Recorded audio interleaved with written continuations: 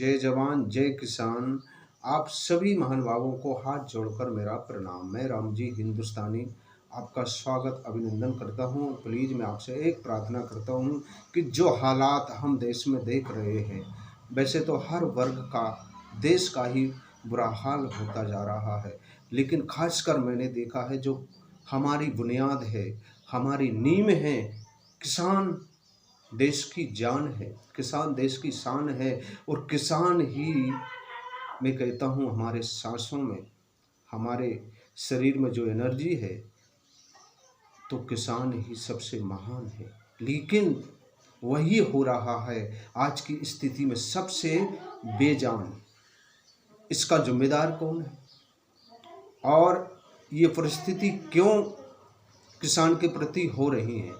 तो मैं आपको स्पष्ट कर दूं, इसका जिम्मेदार सर्वप्रथम एक ही है। वैसे तो कई जिम्मेदार हैं, जो दिल्ली में बैठे हुए आदरणीय मोदी जी। आप सोच लीजिए, समझ लीजिए कि सौदा कर दिया महंगा, सस्ते कर दिए फसलों के भाव। देखिए मेरे दोस्तों, मेरे देशवासियों, ये मोदी जी का कमाल, धमाल, और अपनी पार्टियों को, अपने कार्यकर्ता जो भी नेता है उनको कर रहे हैं माला माल, और देश का किसान हो रहा है बेहाल। तो ये कितनी बड़ी विडंबना है कि जो हमारा अन्नदाता है, हमारे को भोजन देता है, की व्यवस्था करता है, और किसान जो किसानी करता है खून पसीना बहा करके अपने बच्चों को भी भूखा रख लेगा, लेकिन आपकी व्यवस्था करता है। आप ऑफिस में बैठने वालों, आपकी व्यवस्था करता है। नेता, अभिनेता, अफसर, कर्मचारी, आप सब सुन लीजिए ध्यान से, आपकी व्यवस्था करता है, लेकिन आप उसका साथ क्या कर रहे हो?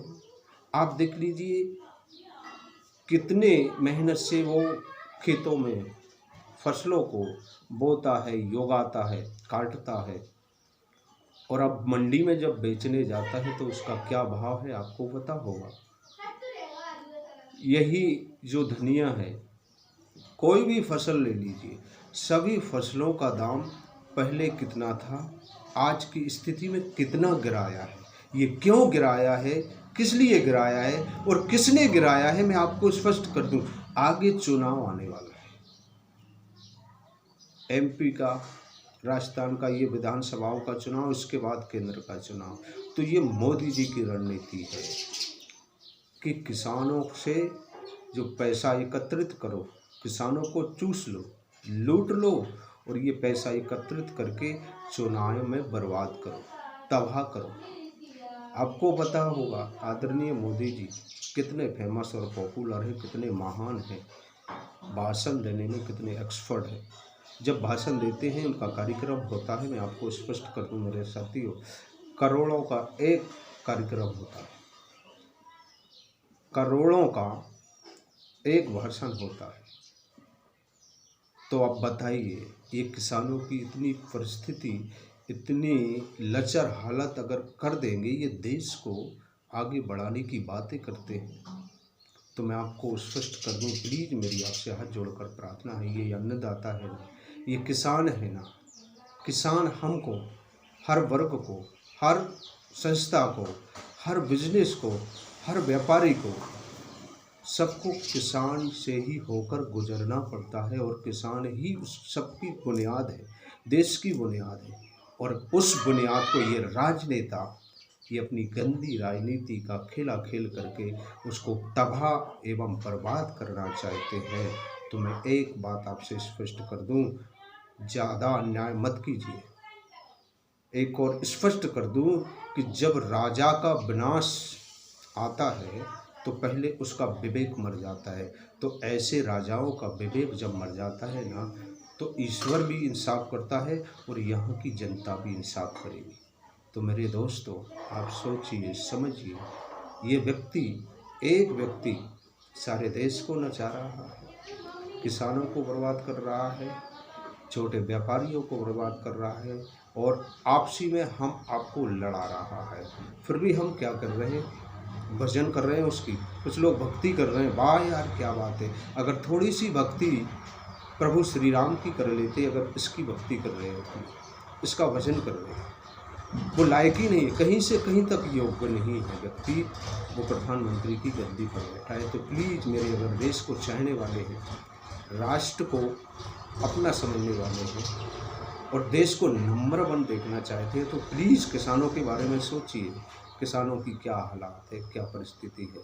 आज एक प्रोडक्ट हो, सुई से लेकर के हेलीकॉप्टर तक, कहाँ से कहाँ महंगाई पहुँच गई। और लेकिन किसानों की फसलों का दाम बढ़ना तो घुन्नियों की खेत में गया, आधे से भी कम। 12,000 जो धनिया बिकती थी, अगली साल बिकी थी, वो आज 3 और 4,000 कुंटल बिक रही है। तो कितनी शर्म वाली बात है। सोचिए, समझिए मेरे देशवासियों, प्लीज़ इन गंदे राजनेताओं को एहसास दिलाइए।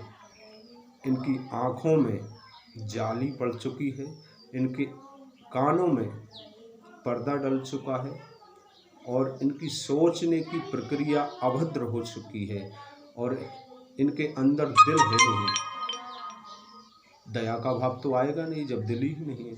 तो ऐसे गंदे राजनेताओं को, ऐसे भ्रष्ट राजनेताओं को आपको सबक सिखाना है।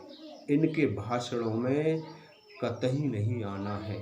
इसीलिए मेरी रिक्वेस्ट है, आपसे प्रार्थना है, मैं राम जी हिंदुस्तानी लिखता हूँ सत्य एवं आदर्शों की कहानी, और मैं जहाँ भी हूँ वहाँ से ही आवाज़ उठाता हूँ और इनको पर्दाफाश करने की मैंने ठानी। तो प्लीज़ आप सुन लीजिए मेरे दिल की ये जुबानी। जय हिंद, जय जवान, जय किसान। मैं राम जी हिंदुस्तानी फिर से आपको प्रणाम करता हूँ। जय भारत माता।